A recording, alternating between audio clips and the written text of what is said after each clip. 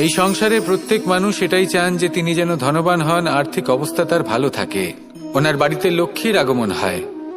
কিন্তু সেটা হবে কি করে, সেটাই হলো প্রশ্ন। কেউ বলেন যে যদি পরিশ্রম করো তাহলে ধন অর্জন সম্ভব, কেউ বলেন যে যদি বিদ্যা লাভ হয় তবেই ধন অর্জন সম্ভব, কেউ বলেন যে যদি বলশালী হও তবেই সম্পন্ন থাকবে। ভালো কথা, যদি তাই হয়ে থাকে, তবে দিনমজুর সারা দিন পরিশ্রম করেন, তিনি কেন ধনী হন না? অনেকজন বিদ্বান মানুষ আছেন এই সংসারে, তাঁরা কেন ধনবান হন না? অনেক সংখ্যক বলশালী ব্যক্তি আছেন, তাদের কাছে ধন নেই কেন? তাদের কেন ধনের অভাব হয়? আবার এমনও কিছু মানুষ আছেন যারা পরিশ্রম করেন, তারা দিনমজুর, কিন্তু তারা ধন অর্জন করতে পারেন।